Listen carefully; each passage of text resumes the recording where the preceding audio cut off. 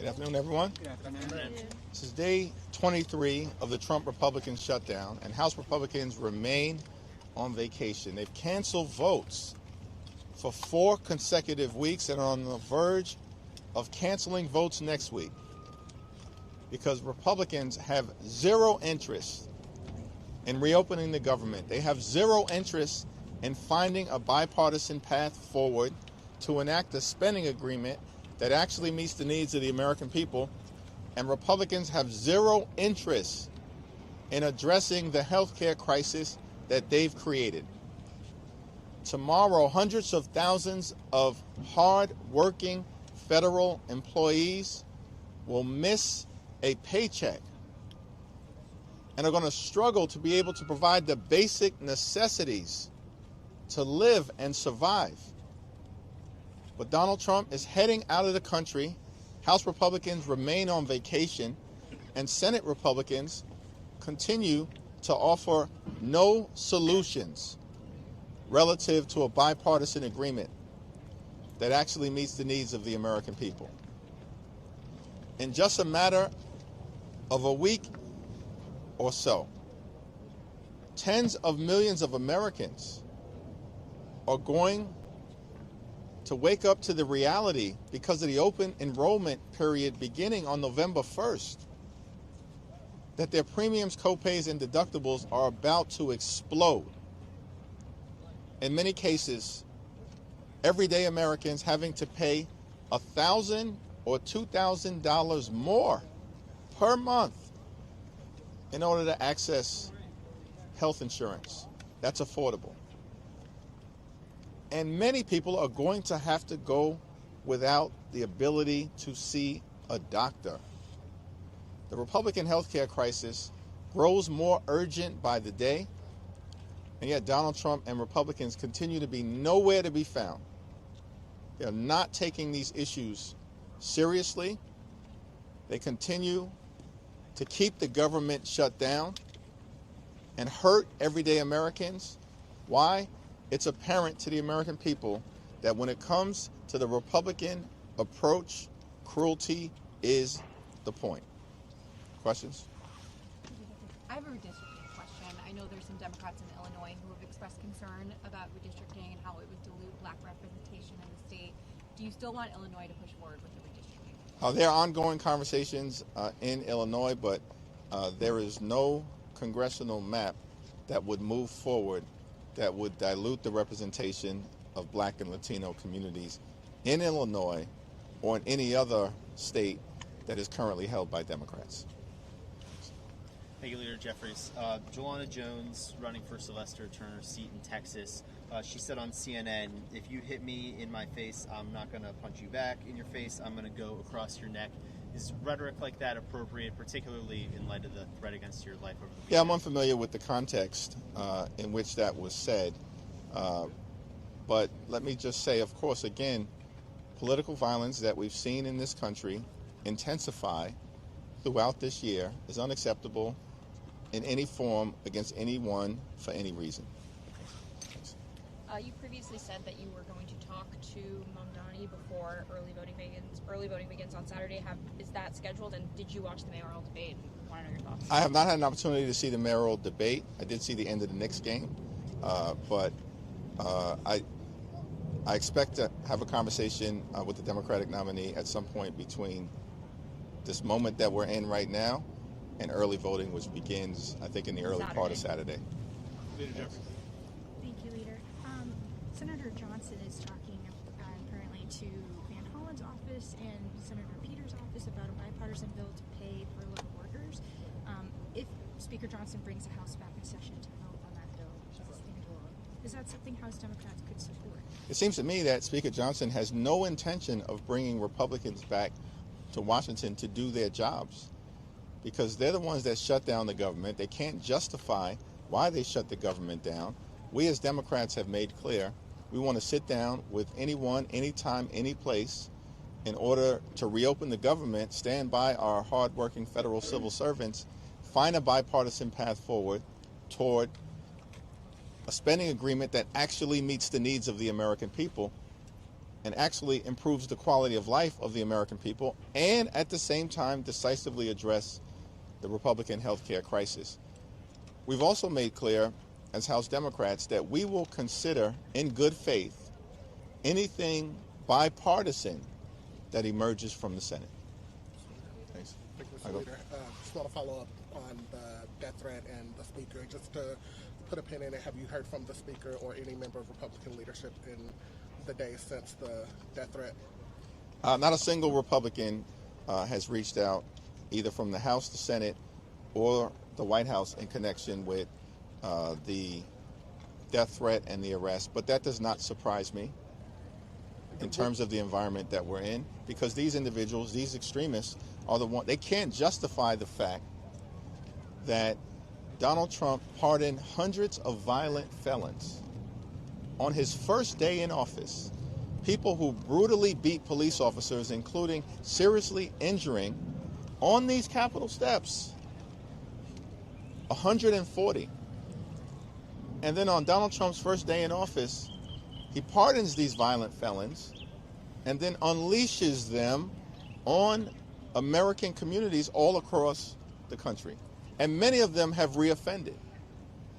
And the Republicans, of course, as they always do, have supported that extreme action. And they just can't simply justify the fact that they've put the safety and well-being of the American people in jeopardy by their reckless actions. Would you say that not hearing from the Speaker, does that indicate like a waning in the relationship that you have? You say it's a forward-looking relationship that you does that change the way that you hold the relationship, view the Speaker, that you haven't heard from him? The most important issues for us here in the Congress is to address the quality of life issues for the American people. We need to drive down the high cost of living, and we remain committed to finding a bipartisan path toward doing that in the context of this spending agreement. And of course, we have to decisively address the Republican health care crisis. For us, this moment is all about the American people. Like, understand the reality of what the American people are confronting right now. Costs are way too high. And we know that Donald Trump and Republicans, they promised to lower costs on day one. That's what they said all of last year, lied to the American people, because costs haven't gone down. Costs have gone up. Inflation up. And we're going to see that again tomorrow when the numbers come out. Electricity bills through the roof. Housing costs out of control. Grocery costs way up.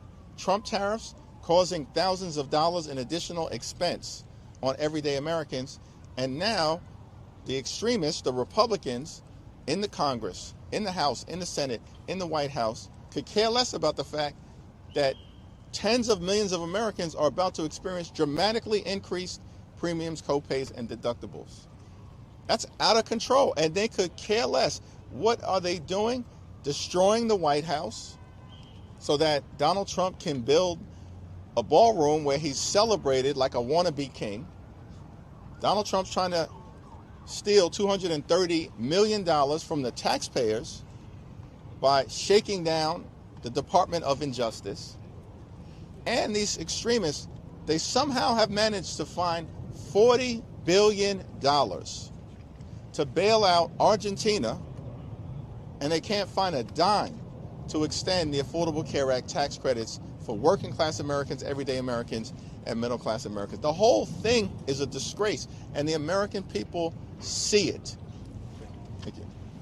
On redistricting, we're hearing that you're getting involved in Ohio's redistricting process. Can you expand a little bit about what you're doing, who you're reaching out to, strategy? We are going to support efforts to make sure that there are fair maps all across the country in the face of what Republicans are endeavoring to do, which is to rig the midterm elections by gerrymandering congressional maps, because Republicans know that if the election were held today, they would lose, and lose decisively. Republicans have done nothing to make life better for the American people. The only thing that they've done this year is to enact their one big ugly bill, largest cut to Medicaid in American history. And on top of that, about $186 billion that they took from the Supplemental Nutritional Assistance Program, literally stole this money from the mouths of hungry children, seniors, veterans, and families. And why did Republicans do all of this? So they could reward their billionaire donors with massive tax breaks that they then made permanent. So the Republican agenda has been to hurt everyday Americans in order to reward their billionaire donors. They have nothing to show for the fact that Republicans have complete control of the House, the Senate, and the presidency, which is why Donald Trump and Republicans, running scared, are trying to rig the congressional map and steal the midterm elections from the American people. We will not let it happen. So in Ohio, there's an opportunity to go to referendum if the Republicans, at Donald Trump's direction, pass a gerrymandered partisan map. And if that happens, just like we're doing in California right now, and we'll also do in Missouri, we will take the issue to the voters of Ohio, and I'm confident that we will prevail. Leader Jeffries, you talked about SNAP. Millions of people could lose benefits next month. States are already warning them that their cards won't load with their food assistance, and that's as a direct result of the shutdown. Does that put more pressure on you to find some sort of agreement with Republicans? Let's be clear about the situation that the American people confront. As part of their one big ugly bill, they cut $186 billion from the Supplemental Nutritional Assistance Program. That's the reason why the American people are at risk of going hungry, millions of them. And as has been the case in prior government shutdowns, the money can be found by the administration if they chose to do so. In fact, there's about $5 billion available in a contingency fund for emergency circumstances just like this. But the administration refuses to agree to use it. Why? Because they want to starve the American people as part of their continuing effort to visit cruelty on everyday Americans. And I think at the end of the day, the administration, as they've done in other instances, will realize that they're being held accountable for having shut down the government. They're being held accountable for inflicting pain on the American people. And they will back away from their threats to starve the American people by depriving them of the earned benefit of nutritional assistance. Leader Jeffries. Mr. Leader, just back on redistricting, have you had any conversations with any legislative leaders in Virginia? Have you been briefed on their plan, and do you have any comment or reaction on it? The private conversations that I've had with legislative leaders and governors across the country will remain private. But can you be specific about Virginia, because some congressional members seem caught off guard by this? The people in Virginia, in terms of the legislative leaders, will speak for themselves in terms of the actions that are being contemplated. Leader Jeffries, do you have any hope that Mike Johnson will bring the House back to session in the next 2 weeks? And do you think there's any way a bipartisan agreement regarding health care could be made in that timeline? Yeah, we remain ready, willing, and able to sit down with our Republican colleagues, either here at the Capitol or back at the White House, in order to reopen the government, to find a bipartisan path forward, and to decisively address the Republican health care crisis. But it requires immediate and urgent action in order to actually address the situation that the American people find themselves in. Remember, here's the scope of what we're talking about in terms of this health care crisis. Donald Trump promised to love and cherish Medicaid, and then Republicans turned around and enacted the largest cut to Medicaid in American history, $1 trillion cut. Hospitals, nursing homes, and community-based health centers are closing all across the country now because of what Republicans did in their one big ugly bill. Republican policies have led to a situation where Medicare may confront a $536 billion cut by the end of this year if Congress doesn't act. Because of the Republican refusal to extend the Affordable Care Act tax credits, tens of millions of people are receiving notices right now that their premiums are about to skyrocket, and they're going to face medical bankruptcy or the inability to see a doctor when they, their children, or their families need one.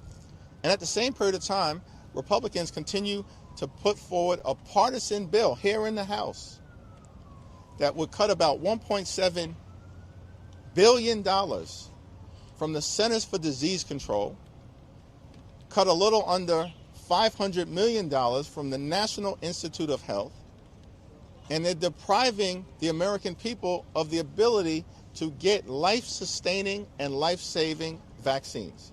This is the Republican healthcare crisis. It is enormous. It is devastating. It is crushing everyday Americans. And that's why Democrats believe decisive action needs to be taken. Thanks, everyone. Thank you.